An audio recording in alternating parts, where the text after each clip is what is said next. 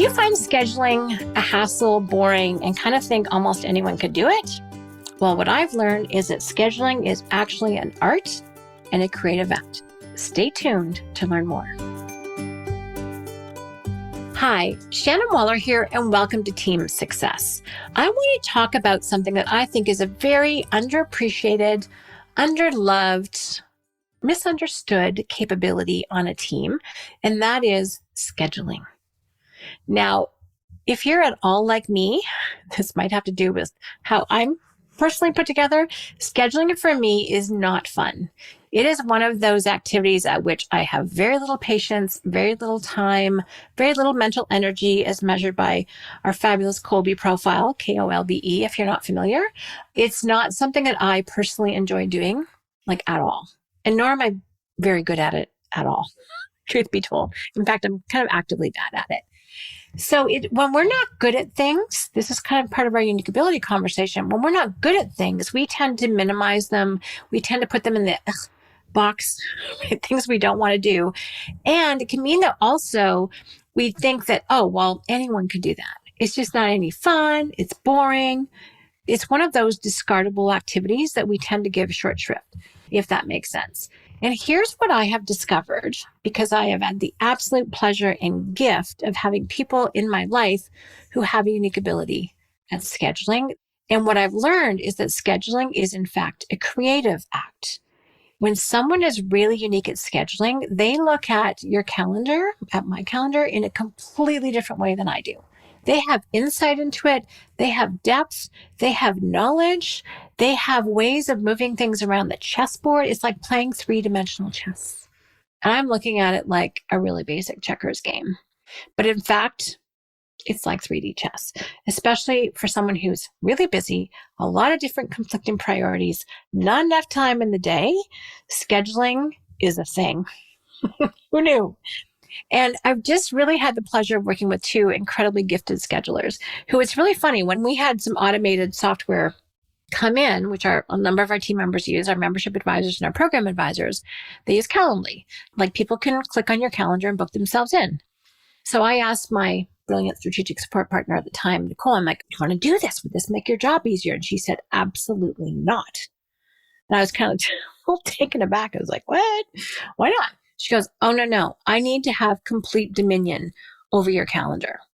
Like, if I need to move something, that's going to actually get in my way, which I found really interesting. And since this was her jam, not mine, I did not try and impose my lack of unique ability on her, which was one of my better moves. And my calendar was crafted. So now Katrina has taken over that, and she initiates in Kolbe follow through, which is a dream. She's very specific, and she has nuances to my calendar that I don't. And I said, oh, do you mind seeing if you can find room for this? You know, and by the way, I'm always adding. I'm very, very, very rarely subtracting to my calendar. And I also have a whole new massive project I just took on for which there's absolutely no room, just so we're clear. So it's like, if you think about that beaker jar that they talk about in science class, where you put in the rocks first, and then the stones, then the pebbles, then the sand, then the water. We're at water when it comes to my calendar. But she goes, oh, no, this doesn't stress me at all. I think it's like a game of Tetris. I was like, damn, that's pretty cool, because I have none of those thoughts when it comes to my calendar. My patience level is to do, here's what I have available. And if they say yes, hopefully I remember to send them the invite. Or if it doesn't work, I'm kind of done. There's just no more back and forth exchange. I have no patience with doing that. Rearranging things, zero mental energy for that. I'm done. I arranged it once. I'm good. If it has to change, nothing would happen. And so really appreciating that scheduling is, in fact, a creative act. It takes sophistication. It takes nuance. It takes striving. It takes skill, is something to appreciate. I mean, we tend to think something can be automated. And if your life is simple, for you, an automated calendaring system might be brilliant. In fact, it might take some of the stress off you. But if there's a lot of other people and a lot of high-level projects, and you're trying to really protect your freedom, protect your focus. In strategic coach, we call it free focus and buffer. If you're trying to protect your thinking time, having a strategic support partner, or even just a support partner or a strategic assistant, whatever term you want to use, to help actually craft this with you, best idea ever. One of my favorite expressions, you probably heard me say it before, is if you don't have a strategic assistant, you are one, and you're probably way too highly paid for the quality of work that you're doing with your own calendar, especially. So when we give value to this activity that for us is really hard, challenging, and not fun, but we see that someone else actually could really enjoy it and use it to craft your calendar, it's kind of amazing. And I've actually measured the difference that it makes. So why am I expounding on this? Because when I handed over control, and by the way, this is one of those things that people have a death grip on. This is the delegation death grip. It's the baton I did not want to let go of because our calendars are very personal to us. Our time is one of the freedoms we're not willing to give up, and we are not willing to share the control of it very easily. It was hard. I trust people with a lot of things. My calendar, how I spend my time, that took a while, but I've been very well trained now for over 10 years. So yay me, yay my coaches, Nicole and Katrina. And it's been powerful. So the amount that I can now accomplish is minimum 3 and often 4 times what I could have done without someone else paying this much attention to my calendar. So they handle the request. Someone's throwing the ball to them and they run with it. I don't have to. And I can actually just be in the conversation, in the meeting, doing what I do best, which is more creative. It's brainstorming. It's quick start. I'm 2 and follow through. So I actually get to do what I do best without the rub, the friction, the stress of setting it up in between. And it's amazing. Like, it's so cool to think that there are people who love to do the setup. I love to do the event. Other people love to do the follow-up. That's not me. And so it works in this beautiful dance. It's like having a really great dance partner. It's what it's like. So you can dramatically improve your productivity just by having a partner that will actually take care of you and look after you. And here's some of the nuances that they pay attention to that you might not. It's the flow. It's how much energy you have and at what time of day. Are you a morning person? Are you an evening person? What kind of breaks do you need? I'm someone who likes to keep a pretty high energy level, and I like to go like fast pace, fast pace, fast pace. Like, don't have a call, and then 45 minutes later, another call, and then 45 minutes later, another call. I'm a frog jumping across the lily pads. Don't give me time to land in the water. Put another lily pad there. I'm better. Hop, hop, hop. Right? Like, that's how I'm going to be the most effective, keep my energy high, keep my attention focused. I'm distractible. If you give me time to wander off, I will. So don't do that. That would be very inefficient because it's really hard to come back. It's hard to get my energy level back up. So let me get going. Let me keep going. And then when I'm done, I'm done. That's really how I look at it. You might be different, but when your calendar is crafted around you, it feels very nourishing. You feel really well taken care of. And then how much time for breaks do you need? How much preparation do you need? How much thinking time do you need? I've just figured out, after doing this for a very long time, that if I put an idea in my brain and then I go for a walk, because I was stuck on something, I couldn't figure it out. I went for a walk. It was literally a 5-minute walk because I timed it because I was trying to get my exercise steps on my Apple Watch. And I came back and I had the solution. I was kind of talking out loud to myself. I was really happy nobody was watching my neighborhood in the alleyway. But I figured it out. It's like, oh, this is a new thing. When I get stuck with an idea, because it was a design problem situation I was working on, then that was great. So I needed that break so I could go and do that. So to me, it's so energizing knowing that I don't have to do it. And I've got someone else who loves to do it.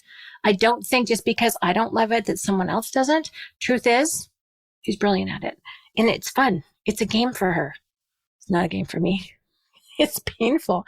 It was fun. There's a quote that Nicole, she said, oh yeah, no, I schedule to calm down. I'm like, oh dear. If I want to stress myself out, I start scheduling. That will stress me. And this goes personally and professionally, by the way. I need a personal schedule. That's the next step. So really, really important. This is why you want it. So how do you get this in place? Well, you hire a strategic assistant. You find someone who loves to do all the setup and the follow-up that you don't love to do. We've discovered in our world from a Colby standpoint that, well, not we've discovered, other people know this too, is that follow through. Initiating follow through are people who really love to craft time. It's how you arrange and design. And they love to arrange and design time. Some of them do. So this is really powerful. There are companies that can do this for you. Delegate Solutions is one of our really great clients. Superpowers is another great client that does it. Assist Pro is another one. We have a lot of amazing clients who really appreciate the need that entrepreneurs have for this type of organization applied to them. So please reach out. Make sure you have someone. Please use Kolbe in your hiring process. They have a brilliant process called Right Fit, Kolbe Right Fit, which means that you actually identify what you will reward in the job. And it may be similar to you. They might be completely opposite. You will not know until you do the Kolbe Right Fit. So all of this is just so useful, but I kind of want to free you up so you don't do it yourself anymore. Or if you have someone working for you who you know has trouble organizing their time, please stop trying to make them do it. It's not factory installed. The amount of mental energy it takes that person to do it is a lot. By the time they've scheduled themselves, they're tired. They don't have the creative and mental energy for the tasks that you actually do want them to do. So when you are able to provide this kind of scheduling support for yourself or other people, you will see massive productivity jumps. You'll see people freed up from the things that tax them, that drain their mental energy, and you'll see them come alive and be much, much more effective. And ultimately, that's what leads to productivity and profitability. So this kind of teamwork is critical. Teamwork and profitability, my two favorite business words. So take advantage of this by really appreciating that scheduling is not factory installed for everyone. In fact, few. And when you can get someone who has a unique ability at it, they love it. They see it as a game. They have a different kind of brain. They have a puzzle brain. They can put it all together. And that's really exciting to be in teamwork with this type of person. So I hope I've inspired you to go and find your own scheduling goddess. One of the terms I used to use. The term ninja is one I learned when I went to visit Zappos, which was super cool. I think Tony Hsieh at that point I think it might have been a scheduling ninja. It was something ninja. I was like, ooh, that's cool. And then I tried that on Nicole. She goes, I don't really see myself as a ninja. And I'm like, how about goddess? She goes, yeah, I can go with that. So whatever term is fun, but it's so critical. So I just want to put an appreciation for something that might not be in your brain. And it takes intelligence, it takes creativity, it takes care. And all of those things is what a really great person at scheduling can do to help leverage you, to free you up, to give you more of that freedom of time, and to, again, bottom line, improve your productivity. So I hope you have a new appreciation for scheduling you didn't have before. Just as a little bit of a postscript here, a little bit of a bonus, one of the things I've just learned is that people who do scheduling for a living, who are really, really good at it, love it when other people have Calendly, when they have those automatic calendaring systems, because it makes their lives so much easier. So at the very, very, very least, automate your scheduling. And if you want to, take it a step further and get one of those phenomenal ninjas, goddesses for yourself. And all of that will elevate your scheduling game. All right, that's my thought for the day. Please let me know if you have any questions, comments, observation. Do you agree? Do you disagree? Do you like scheduling? Do you not like scheduling? Please let me know at questions@strategiccoach.com. Thank you so much for listening. And as always, here's to your team success.